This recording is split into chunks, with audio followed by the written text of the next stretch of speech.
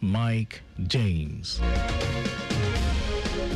The Lagos government has organized a dedicated Jumat service as part of activities marking the 65th Nigeria's Independence Day celebration.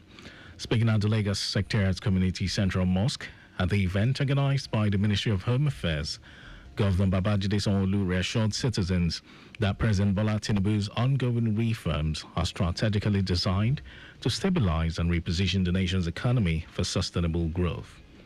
Governor Sanwo-Olu, who was represented by his deputy, Obafemi Hamzat, acknowledged the temporary hardship caused by policy adjustments, particularly in the financial sector, but stressed that the long-term benefits would outweigh the current difficulties. He also called on Nigerians to reflect on the essence of independence, emphasizing unity, resilience, and patriotism as vital ingredients for national progress. The governor commended Lagosians for their continued cooperation with government policies and assured that Lagos State would continue to align its development agenda with federal initiatives to improve the quality of life of its residents. Head of Service Bode Aguru, who was represented by the Permanent Secretary, Minister of Housing, Afeez Toriola, described the celebration as another milestone in the annals of the country.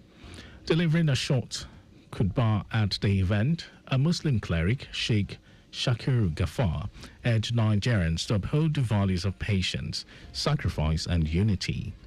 Prayers were offered for the peace of the country. The President and family, Lagos State Governor and Deputy, Cabinet members, lawmakers, other top government functionaries, residents, and Nigerians in general. The Lagos State AIDS Control Agency, LSACA, has urged traditional rulers across Lagos State to take a frontline role in the fight against high immune virus, HIV, emphasizing that the epidemic is not only a health issue but also a community concern. Chief Executive Officer LSACA, Folakemi Animashal, who made the call during the monthly meeting of traditional leaders organized by the Ministry of Local Government and Community Affairs, highlighted the urgency of collective leadership in tackling the spread of HIV in Lagos communities.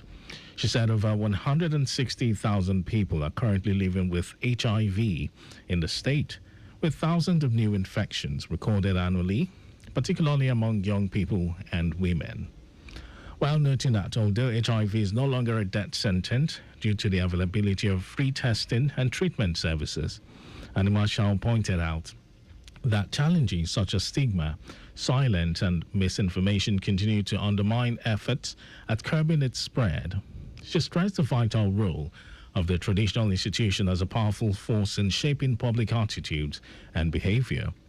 Animashal urged royal fathers to leverage their policies, cultural festivals, and community gatherings to promote HIV awareness, encourage voluntary testing, and challenge stigma. She also said that LSACA will extend free testing and counseling services to various communities across the state to ensure accessibility. The Lagos State Christian Pilgrims Welfare Board, LSCPWB, has made significant strides in enhancing pilgrimage services for Christians in Lagos State under the leadership of its board secretary, Okudero Omoni. Over the past 6 months, Okudero has implemented various initiatives aimed at improving the board services, strengthening partnerships, and increasing patronage. The board has engaged with key stakeholders, including the National Christian Pilgrims Commission, faith-based organizations, government ministries, departments, and agencies, as well as local government and council development area tourism offers. Through media outreach, the board has promoted pilgrimage services on various platforms, including Lagos Television, Echo FM, Radio Lagos, Lagos Traffic Radio, and Bond FM to raise awareness about its activities and services.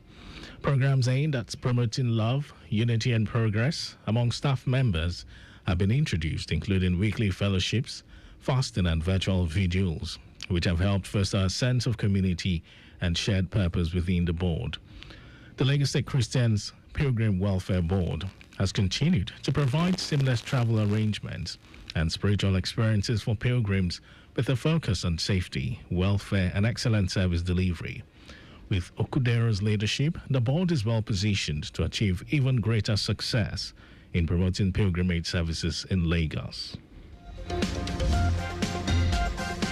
President Bola Tinubu has arrived in Lagos on a working visit after attending the coronation of the 44th Olubadan of Ibadan land, Rashidi Ladoja in Ibadan, the Oyo State capital.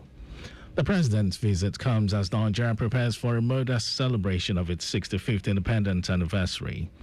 While in Lagos, Tinubu is expected to meet with key players in the private sector, as well as government officials. The president will proceed to Imo State on Tuesday, September 30, where he is scheduled to inaugurate a number of projects executed by Governor Hope Uzodinma. The president assured Nigerians that the sacrifices of the past 2 years will soon yield tangible benefits. Wife of the president, Oluremi Tinubu, has announced that her 65th birthday fundraiser towards the completion of the National Library realized 20.7 billion naira. Mrs. Tinubu stated this while having lunch with the press at the presidential villa, Abuja.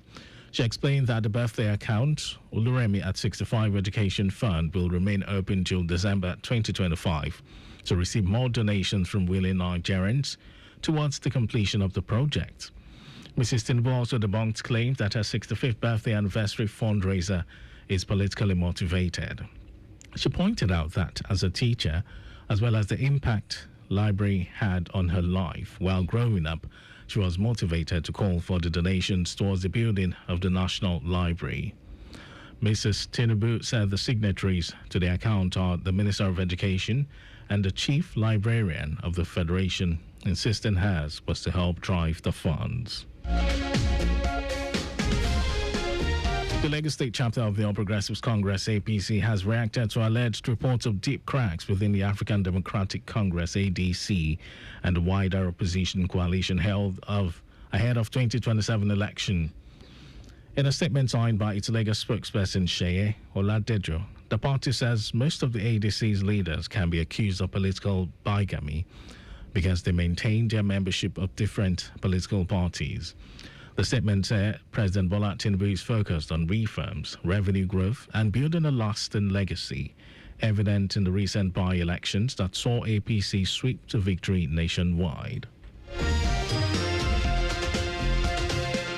And in some foreign news, immigration agents have arrested the superintendent of the largest school district in the United States of Iowa, accusing him of overstaying his student visa. Superintendent of Des Moines Public School, Aaron Roberts, was arrested on Friday by Immigration and Customs Enforcement, ICE, on a fugitive warrant. He also faces a firearms offense. Officials say he is a citizen of Guyana and that his permit to work in the U.S. expired in 2020. And now sports. Golden Eaglet head coach Manu Garba is optimistic his side will have a good outing against Burkina Faso.